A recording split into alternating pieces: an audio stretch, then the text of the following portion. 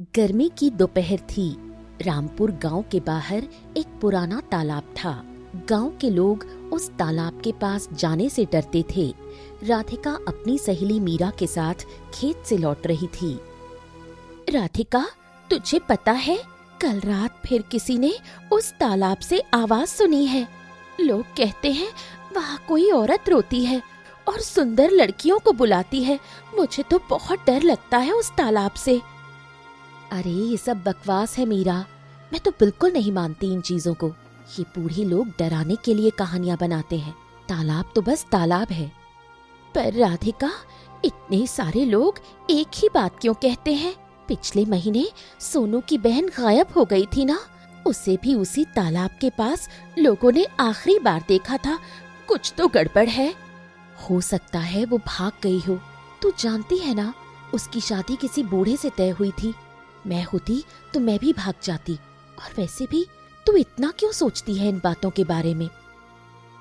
दोनों सहेलियां बातें करते हुए घर पहुंची। राधिका के घर में उसकी छोटी बहन कविता, माँ सुनीता और पिता रमेश थे। राधिका, कहाँ थी इतनी देर? देख, तेरे बाबा बहुत गुस्से में बैठे हैं। मैंने तुझे कितनी बार कहा है कि सूरज ढलने से पहले घर आ जाया कर, पर तू सुनती कहाँ है मेरी? क्यों माँ? मैं तो बस मीरा के साथ खेत से आ रही थी। हम काम कर रहे थे, कोई गलत काम तो नहीं कर रहे थे हम। तू हमेशा घूमती रहती है इधर उधर, लोग क्या कहेंगे? एक लड़की शाम को बाहर घूम रही है। देख, तेरी शादी की उम्र हो गई है, अब घर में रहा कर और घर का काम सीख। पिताजी, मैं कोई गलत काम तो नहीं कर रही हूँ, सिर्फ अपनी सहेली के साथ थी और मैं घर का काम जानती हूँ। माँ को पूछो, मैं सारा काम करती हूँ। बस कर, ज्यादा बहस मत कर मेरे साथ। और सुन अच्छे से, कल चमन के पिता आ रहे हैं तेरा रिश्ता देखने। उनका बेटा शहर में नौकरी करता है। तू किस्मत वाली है जो ऐसा लड़का मिल रहा है। चमन? पिताजी, वो तो शराब पीता है और जुआ खेलता है। पूरे गांव में उसकी बदनामी है। मैं उस इंसान से शादी नहीं करूंगी। तू कौन होती है ये तय करने वाली कि तू किससे शादी करेगी और किससे नहीं? तू कोई रानी नहीं है जो अपनी मर्जी से शादी करेगी। जो मैं कहूँ वो तू करेगी, समझी? तेरी खूबसूरती ने तुझे घमंडी बना दिया है। ये सुंदरता एक दिन तेरे लिए मुसीबत बनेगी। अरे सुनो जी, इतना गुस्सा मत करो। बच्ची है अभी, समझ जाएगी। चुप रहो तुमने ही इसे बिगाड़ा है। जाओ राधिका, अपने कमरे में जाओ और कल जब मेहमान आए तो अच्छे से तैयार होकर आना। राधिका रोते हुए अपने कमरे में चली गई। उसकी आंखों से आंसू बह रहे थे। थोड़ी देर बाद उसकी छोटी बहन कविता उसके पास आई। दीदी मत रो, देखो मैं पिताजी से बात करूंगी। मैं उन्हें समझाऊंगी कि चमन अच्छा लड़का नहीं है। वो मेरी बात जरूर सुनेंगे। कोई फायदा नहीं कविता, पिताजी मेरी कभी नहीं सुनते। उन्हें तो बस लगता है कि मैं घमंडी हो गई हूँ अपनी सुंदरता पर। मैंने कभी घमंड नहीं किया अपनी शक्ल पर लोग समझते ही नहीं। तुम घमंडी नहीं हो दीदी, तुम तो सबसे अच्छी हो। तुम बस अपनी जिंदगी अपनी मर्जी से जीना चाहती हो, इसमें गलत क्या है? पर इस गांव की लड़कियों को अपनी मर्जी से जीने का हक नहीं है कविता। यहाँ तो लड़कियां बोझ होती हैं। जल्दी से जल्दी उनकी शादी करवा दो बस। रात हो गई थी। राधिका को नींद नहीं आ रही थी। वो खिड़की से बाहर देख रही थी। तभी उसे दूर तालाब की तरफ एक अजीब सी रोशनी दिखाई दी। ये क्या है? तालाब में रोशनी कहाँ से आ रही है? शायद कोई होगा वहाँ, या फिर नहीं, मैं बेकार सोच रही हूँ। वहाँ कुछ नहीं है।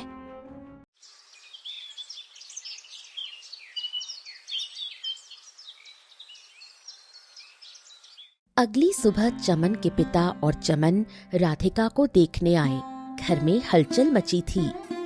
वाह रमेश भाई, बहुत सुंदर है आपकी बेटी। सच में लक्ष्मी जैसी लगती है। हमें तो ये रिश्ता मंजूर है। क्या कहते हो चमन? हाँ पिताजी, मुझे भी पसंद है।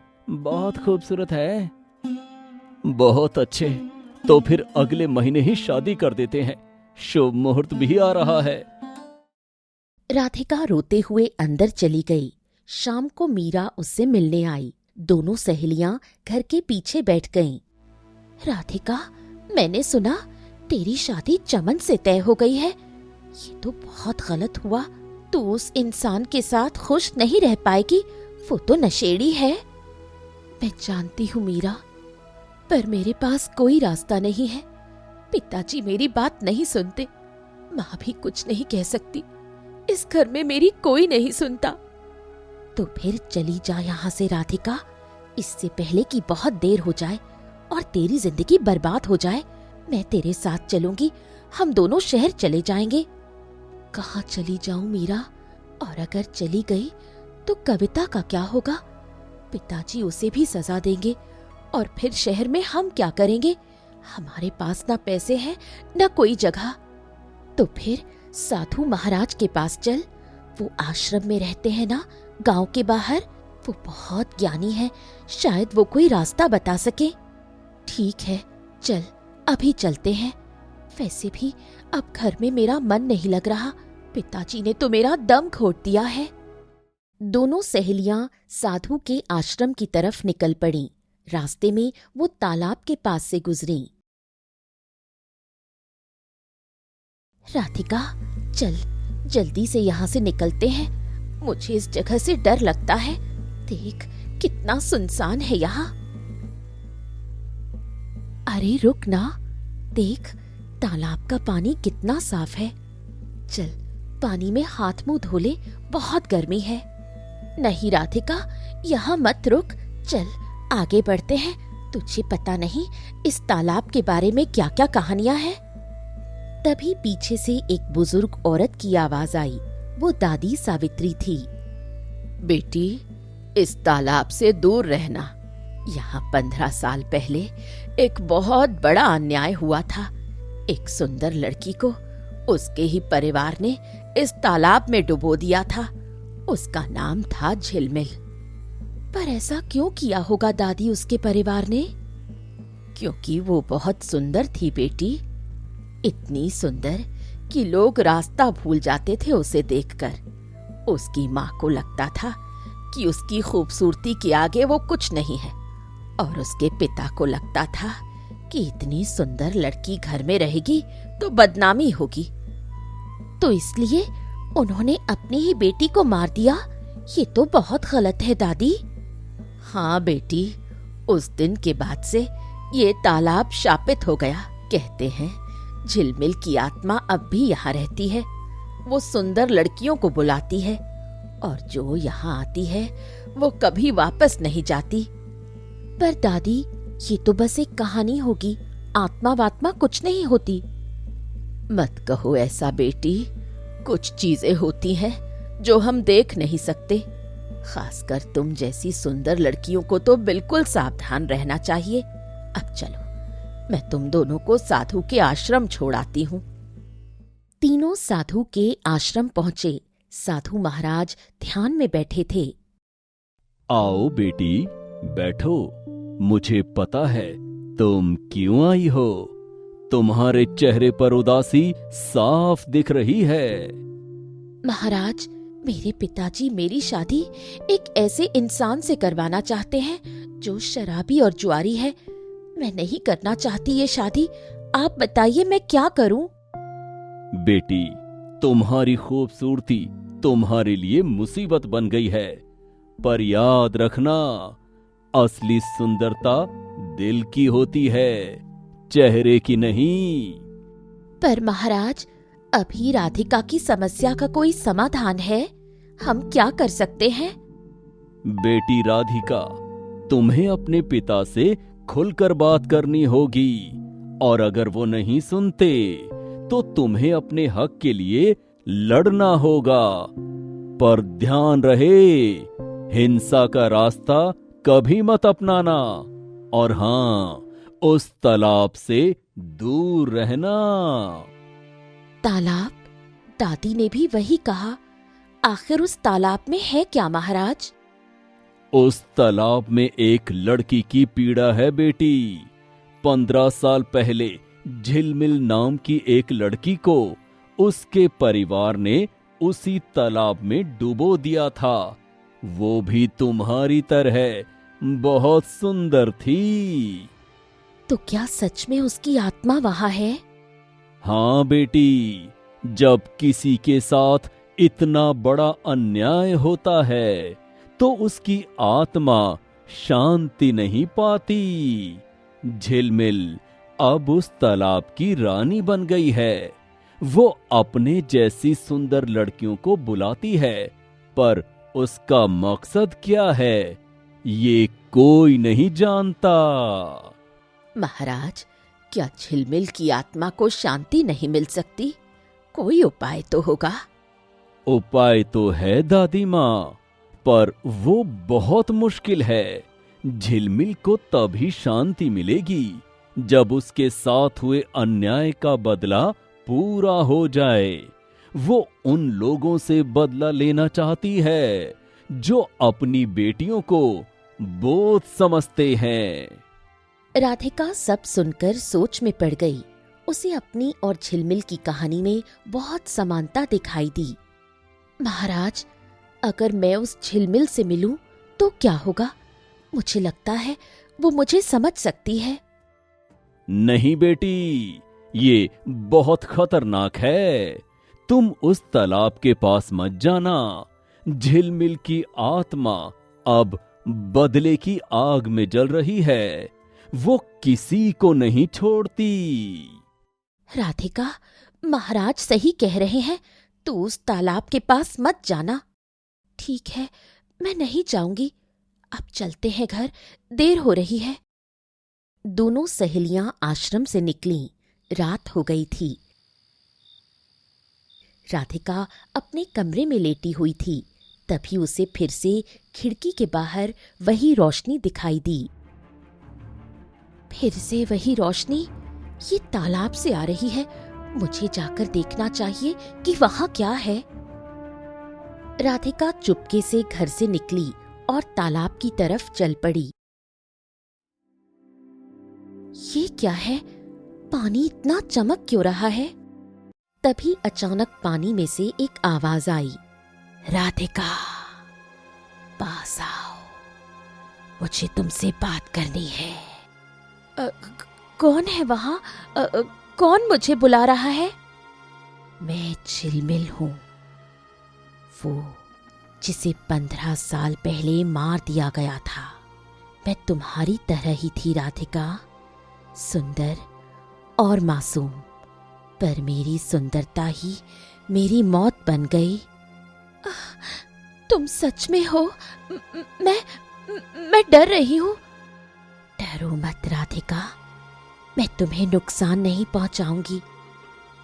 मैं तो बस तुम्हारी मदद करना चाहती हूँ। तुम्हारी और मेरी कहानी एक जैसी है। तभी पानी में से एक लड़की का चेहरा उभरा। वो बहुत सुंदर थी, लेकिन उसकी आंखों में दर्द था।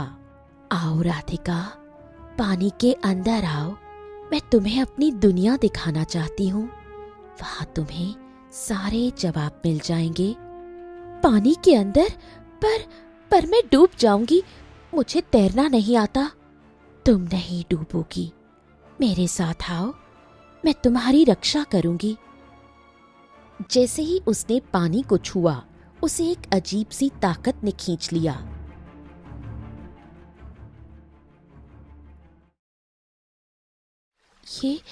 ये कैसे हो रहा है? मैं पानी में सांस ले पा रही हूँ। ये मेरी दुनिया है राधिका। यहाँ सब कुछ अलग है। चलो मेरे साथ आओ। राधिका झिलमिल के साथ पानी के अंदर गहराई में जाने लगी। थोड़ी देर बाद उन्हें एक बड़ा सा महल दिखाई दिया। ये महल? पानी के अंदर महल? ये सब सच है? हाँ राधिका, जब मेरे परिवार ने मुझे मार दिया तो मेरी आत्मा को शांति नहीं मिली। मेरे अंदर इतना दर्द था, इतना गुस्सा था कि मैं ये दुनिया बना बैठी। ये मेरी दुनिया है जहाँ की मैं रानी हूँ। महल के अंदर पहुंचकर राधिका ने देखा कि वहाँ कुछ और लड़कियां भी थीं। ये सब कौन है? ये लड़कियां यहाँ क्यों हैं? ये सब मेरी तरह ही है राधिका। इन सबके साथ भी अन्याय हुआ था। इन्हें भी इनके परिवार ने इनकी खूबसूरती के कारण प्रताड़ित किया था। कुछ को मार दिया गया, कुछ ने खुद अपनी जान दे दी, और अब हम सब यहाँ हैं। तभी एक नौकर वहां आया। उसका नाम रहबर था। वो झिलमिल का सेवक था। मालकिन, ये नई लड़की कौन है? क्या इसे भी यहीं रहना है? नहीं रहबर, राधिका अलग है। वो अभी जिंदा है। मैं उसे बस अपनी कहानी सुनाना चाहती हूँ। उसके बाद वो चाहे तो वापस जा सकती है। मुझे तुम्हारी कहानी सुननी है झिलमिल। मुझे समझना है कि तुम्हारे साथ क्या हुआ था, और ये सब क्यों। बैठो राधिका, मैं तुम्हें सब बताती हूँ। 15 साल पहले की बात है। मैं भी तुम्हारी तरह एक साधारण लड़की थी। झिलमिल ने अपनी आंखें बंद की और उसे 15 साल पहले की वो रात याद आ गई। मैं अपने घर में थी। मेरी माँ कमला और पिता राजेंद्र बाहर बैठे कुछ बातें कर रहे थे। मैं छुपकर उनकी बातें सुन रही थी। सुनो जी, मुझे इस लड़की से परेशानी हो रही है। जब भी मैं बाजार जाती हूँ, लोग मेरी नहीं, इस झिलमिल की तारीफ करते हैं। मुझसे पूछते हैं कि तुम्हारी बेटी कितनी सुंदर है, जैसे मैं कुछ हूं ही नहीं। हमें इससे छुटकारा पाना होगा। इसकी खूबसूरती ही इसकी मौत बनेगी। उस दिन मैंने सब सुन लिया था राधिका। मुझे विश्वास नहीं हुआ कि मेरे अपने माँ बाप मेरे बारे में ऐसा सोच सकते हैं। मैं बहुत रोई उस रात, पर मैं कुछ नहीं कर सकी। फिर क्या हुआ? उन्होंने तुम्हारे साथ क्या किया? अगले दिन शाम को मेरी माँ ने मुझे कहा कि चल तालाब पर चलते हैं। मुझे कुछ पता नहीं था। मैं उनके साथ चली गई। तालाब पर मेरे पिता भी थे। माँ, हम यहाँ क्यों आए हैं और पिताजी यहाँ क्या कर रहे हैं? बस आ गई ना, अब तू यहीं रहेगी। क्या मतलब? मैं समझी नहीं। मतलब ये कि तेरी खूबसूरती ने हमारे घर में बहुत परेशानी ला दी है। अब हम इससे छुटकारा पाना चाहते हैं, तो इस तालाब में रहेगी। नहीं, आप क्या कर रहे हैं? मैं आपकी बेटी हूँ। आप मेरे साथ ऐसा नहीं कर सकते। उस रात राजेंद्र और कमला ने झिलमिल को तालाब में धक्का दे दिया। मैं डूबती रही राधिका। आखिरी पल में मैंने बस एक ही चीज सोची, बदला। मुझे बदला चाहिए था उन लोगों से जो अपनी बेटियों को बोझ समझते हैं। तभी रहबर फिर से आया। मालकिन, समय हो गया है। आज रात फिर से एक लड़की का यहाँ आना है। उसके पिता ने उसकी शादी एक बूढ़े से तय की है। ठीक है रहबर, तैयारी करो। झिलमिल, ऐसा मत करो। वो लड़की बेकसूर है, उसे यहाँ मत लाओ। राधिका, तुम नहीं समझोगी। ये मेरा बदला है हर उस पिता से जो अपनी बेटी को नहीं समझता। तुम इन लड़कियों को वापस भेज दो झिलमिल, और अपने माँ बाप को माफ कर दो, तभी तुम्हें शांति मिलेगी। माफ करो?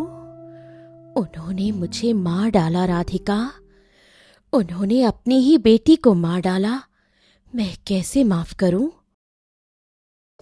तभी अचानक तालाब के पानी में हलचल हुई। ऊपर से कोई पानी में कूदा। वो कविता थी, राधिका की बहन। दीदी, दीदी कहाँ हो आप? मैंने देखा आप तालाब की तरफ जा रही थी। मैं आपको बचाने आई हूँ। कविता, तुम यहाँ कैसे आ गई? तुम्हें नहीं आना चाहिए था। मैं आपको अकेला नहीं छोड़ सकती दीदी, आप मेरी बहन हैं।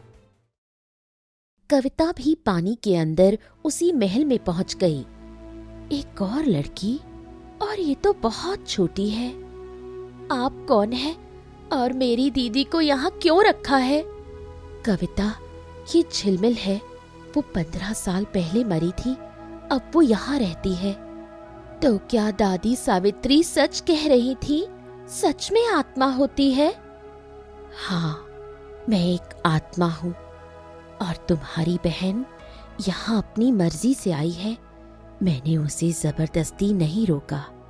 दीदी, चलिए यहाँ से घर चलते हैं। पिताजी आपको ढूंढ रहे हैं। पिताजी, वो तो मुझसे नाराज हैं।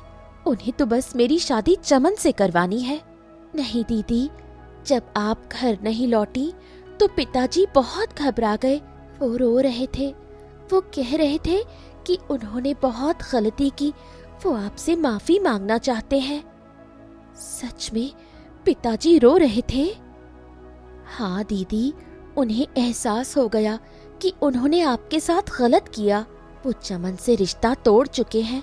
अब वो कहते हैं कि आप जिससे चाहे शादी करें, वो आपको मजबूर नहीं करेंगे। ये सुनकर झिलमिल के चेहरे पर अजीब सा भाव आया। उसकी आंखों में आंसू आ गए। देखा राधिका, तुम्हारे पिता को तुम्हारी कद्र हो गई जब तुम गायब हो गई। काश मेरे माँ बाप को भी मेरी कद्र हो जाती। झिलमिल, अभी भी देर नहीं हुई है। तुम अपने माँ बाप से मिलो, उन्हें माफ करो। शायद उन्हें भी अब एहसास हो गया हो। नहीं राधिका, 15 साल हो गए हैं। वो तो शायद मुझे भूल भी गए होंगे। नहीं झिलमिल दीदी, कोई भी माँ बाप अपनी बेटी को नहीं भूल सकते। भले ही उन्होंने गलती की हो, पर अंदर से वो जरूर पछता रहे होंगे। तभी रहबर फिर से आया।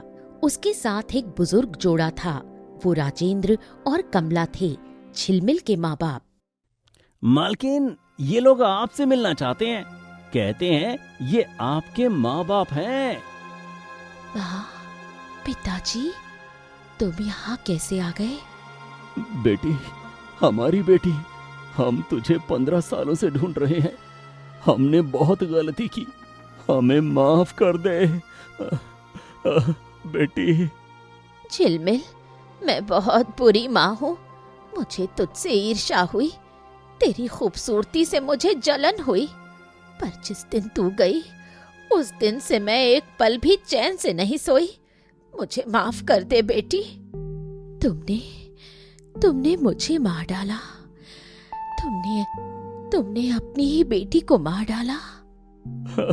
हाँ बेटी, हमने बहुत बड़ा पाप किया और हम हर दिन उस पाप की सजा भुगत रहे हैं।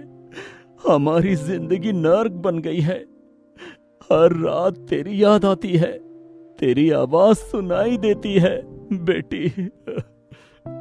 झिलमिल, मैं तेरी माँ हूँ। एक माँ अपनी बेटी को कभी नहीं भूल सकती। भले ही मैंने तुझे मार डाला, पर मेरा दिल तुझे कभी नहीं भुला पाया। राधिका, तुम सही कह रही थी। बदला लेने से शांति नहीं मिलती। मैंने 15 साल इस गुस्से में बिताए, पर आज जब मैं अपने माँ बाप को देख रही हूँ तो मुझे एहसास हो रहा है कि वो भी इतना ही दुख भुगत रहे हैं। तो क्या तुम उन्हें माफ कर दोगी? मैं नहीं जानती। 15 साल का दर्द इतनी आसानी से नहीं जाता, पर मैं कोशिश करूंगी। झिलमिल दीदी, माफ करना बहुत बड़ी बात है, पर अगर आप माफ नहीं करोगी तो आप हमेशा इस दर्द में उलझी रहोगी। माँ, पिताजी, मैं आपको माफ करती हूँ। मुझे नहीं पता कि मैं अपने दिल को पूरी तरह समझा पाऊंगी या नहीं, पर मैं अब और इस गुस्से में नहीं जीना चाहती।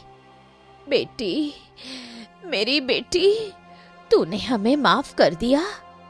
हाँ माँ, पर एक शर्त है। तुम्हें गांव में जाकर सबको बताना होगा कि बेटियां बोझ नहीं होती। तुम्हें लोगों को समझाना होगा कि हर बेटी कीमती है। हाँ बेटी, हम ये करेंगे। हम पूरी जिंदगी इसी काम में लगा देंगे। हम हर उस पिता को समझाएंगे कि अपनी बेटी की कद्र करें। तभी अचानक पूरा महल चमकने लगा। एक तेज रोशनी फैली। झिलमिल का शरीर धीरे धीरे गायब होने लगा। राधिका, ये क्या हो रहा है? मैं जा रही हूँ। तुम्हें शांति मिल रही है झिलमिल। तुमने माफ किया, इसलिए अब तुम्हें मुक्ति मिल रही है। शांति, सच में 15 सालों बाद मुझे शांति मिल रही है। धन्यवाद राधिका, तुमने मुझे सही रास्ता दिखाया। झिलमिल का शरीर पूरी तरह से गायब हो गया। साथ ही वो सारी लड़कियां जो उसकी दुनिया में कैद थीं, वो भी आजाद हो गईं। वो महल भी धीरे धीरे गायब होने लगा। जल्दी करो, हमें यहाँ से निकलना होगा। ये महल टूट रहा है। सब लोग तेजी से ऊपर की तरफ तैरने लगे। थोड़ी देर में सब तालाब से बाहर आ गए। राधिका, मेरी बेटी, तू ठीक है ना? मुझे माफ कर दे बेटी, मैंने बहुत गलती की। पिताजी, आप रो रहे हैं? मैं ठीक हूँ पिताजी। बेटी, जब तू गायब हो गई तो मुझे एहसास हुआ कि मैं क्या खोने वाला था। तू मेरी बेटी है। मुझे तुझ पर गर्व होना चाहिए, ना कि तुझे बोझ समझना चाहिए। राधिका बेटी, तू कहाँ थी? हम सब बहुत परेशान हो गए थे। माँ, मैं ठीक हूँ और मुझे झिलमिल से मिलना था। उसने मुझे बहुत कुछ सिखाया। तभी राजेंद्र और कमला भी तालाब से बाहर आए। गांव के सारे लोग वहां इकट्ठा हो गए। गांव वालों, मैं एक बात कहना चाहता हूँ। 15 साल पहले मैंने और मेरी पत्नी ने एक बहुत बड़ा पाप किया था। हमने अपनी ही बेटी को मार डाला था। झिलमिल, जो इतनी सुंदर थी, हमने उसे इसी तालाब में डुबो दिया था। गांव वालों में हड़कंप मच गया। सब चौंक गए ये सुनकर। हाँ, ये सच है। हमने अपनी बेटी को उसकी खूबसूरती के कारण मार डाला। हमें लगता था कि वो हमारे लिए मुसीबत बनेगी, पर सच तो ये है कि हम ही मुसीबत थे। आज मैं सबसे कहना चाहता हूँ कि अपनी बेटियों की कद्र करो। वो बोझ नहीं होती, वो भगवान का दिया हुआ सबसे कीमती तोहफा होती है। मैंने वो तोहफा खो दिया, तुम मत खोना। गांव के सभी लोगों को राजेंद्र और कमला की बात समझ आ गई। उस दिन के बाद गांव में बदलाव आया। लोगों ने अपनी बेटियों को प्यार करना शुरू किया।